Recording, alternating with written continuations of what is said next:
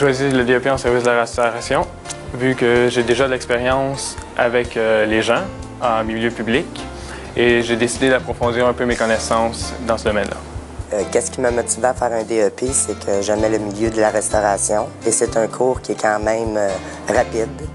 J'aime beaucoup les gens et le fait de jamais faire la même chose, ça me permet de me dépasser à chaque jour. C'est une formation complète en seulement 1 an. C'est très abordable et on est assuré d'un emploi en sortant de l'école.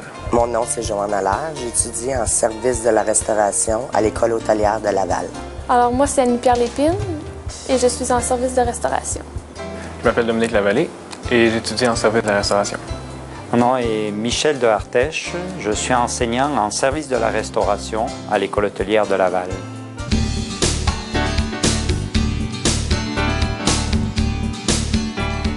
Donc, la journée typique d'un serveur ou d'une serveuse, en premier lieu, c'est de prendre connaissance un petit peu du menu, faire de la mise en place en conséquence de la journée de son travail, une bonne mise en place. Après, bon, on attaque le service. Alors, il y a l'accueil en premier, service aux tables, conseil aux clients et bon, à l'intérieur, il y a tout ce qui est technique de service, débarrassage. Et beaucoup, on va travailler plus sur l'approche du client, le conseil du client pour que le client soit satisfait quand il quitte le restaurant. Lorsque le client arrive dans un restaurant, dans n'importe quel autre établissement, c'est de l'accueillir, de s'en occuper du début à la fin, de prendre ce qui manque rien jusqu'à la facturation, y expliquer l'explication de menu. Si le client ne comprend pas ce qu'il y a décrit sur le menu, lui expliquer, d'être au service du client du début à la fin. À la fermeture, on s'arrange pour que tout soit en ordre pour bien repartir la journée le lendemain.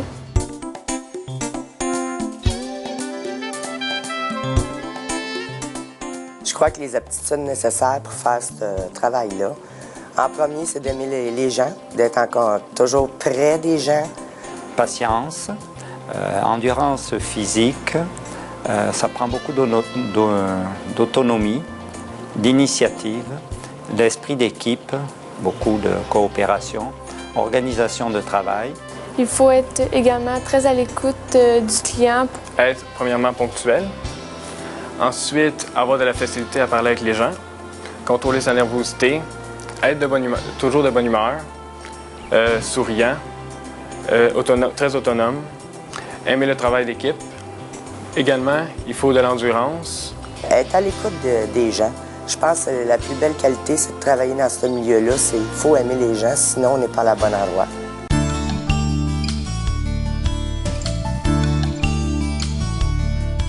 Donc, la durée du programme de service de la restauration est de 960 heures. C'est partagé en 13 modules, dont le dernier est un stage qui est d'application sur tout le contenu, en milieu de travail, bien sûr. Et on peut évaluer en tant que mois, c'est une période de 10 mois à peu près. L'année scolaire peut commencer au mois d'août et terminer, comme je disais, avec le stage au mois de juin.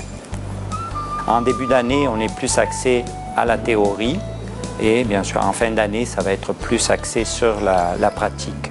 Le marché du travail demande de plus en plus des gens qui ont une attitude positive vis-à-vis du client. Donc, on travaille beaucoup cette approche avec les clients par des situations, par la salle à manger, par des jeux de rôle. Ils vont apprendre l'accueil. Il y a tout ce qui est le volet mise en place, qui est quand même, je dirais, dans le service de la restauration, un bon service, c'est 50%, c'est la mise en place. Vous avez aussi tout ce qui est les techniques de service. On parle un service à l'assiette, le service avec plateau, le service au guéridon qui sont avec des flambées devant les clients. On parle du cours de bar, de service de bar, avec la préparation de cocktails, ce qui est bien aimé par beaucoup de la clientèle. On initie aussi les étudiants à, c'est vraiment les bases des vins, reconnaître les vins, faire des associations. Bien sûr que pour ça, il faut connaître les menus. Donc, il y a l'explication des menus où on part vraiment de la base et avec toutes sortes de poissons, de viande, des techniques de cuisson, etc. Puis après, c'est plus des volets techniques. Alors, tous ceux qui ont appris vont être mis en pratique dans la salle à manger. Nous avons une salle à manger à peu près de 80 personnes qui se divise en deux parties. Il y a un petit côté aussi au niveau du bar. On exécute aussi quelques banquets. Et au niveau de la formation, ça nous arrive aussi d'aller dans des événements spéciaux où c'est des événements de plus grande envergure, où qu'on puisse faire pratiquer les étudiants pour servir 600, 800 personnes. Les enseignants ici à l'école hôtelière, je trouve qu'ils sont formidables. Ils ont une approche avec... ils ont toujours travaillé dans ce domaine-là. Ils ont fait des grands Hilton, le Sheraton. Ils ont travaillé des 15-20 ans à ces endroits-là. Fait qu'aussitôt qu'il se passe quelque chose, ils savent quoi nous enseigner du métier. Ils sont super. Ils sont très attentionnés. Ils nous écoutent. Si on a de la difficulté, ils sont toujours prêts à nous aider. Si notre professeur n'est pas disponible, il y en a un autre qui peut venir nous aider. On apprend vraiment, vraiment tout. C'est un cours qui est vraiment complet. Je pensais pas que c'était pourrait être aussi complet que ça. Je croyais pas qu'il y avait autant de connaissances, de détails à acquérir et je suis très fier de les avoir eus. C'est vraiment un cours que je recommande à tous ceux qui veulent s'en aller dans ce milieu-là parce que je pensais pas. Je m'attendais pas à ça et je suis très contente. Je pense que je vais sortir formée. Puis, non, je suis vraiment, ça sera à refaire, je le ferai.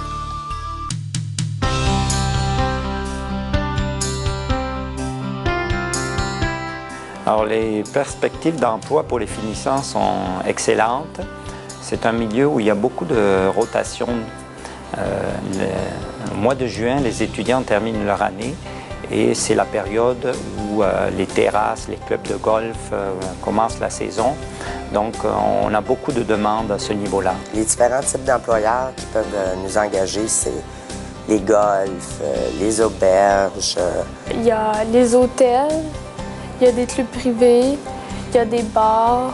Les grands restaurants, les restaurants familiaux, les petits restaurants, les bateaux même, les casinos. Aussi, on peut être barman dans des hôtels, dans des restaurants aussi. C'est à peu près toutes sortes de restaurants ou milieux où on sert de la nourriture, bien sûr avec une demande de serveur ou de serveuse. Les bars, on peut aller jusque dans les trains, les bateaux. Il y a aussi des compagnies privées qui ont des salles à manger pour leurs employés. Il y a aussi du privé, il y a des maisons privées. Donc ça, c'est un libre choix à chaque candidat. J'aime le contact avec le public, j'ai toujours été là-dedans. Puis de m'occuper d'un client du début à la fin puis de le rendre satisfait, je suis heureuse.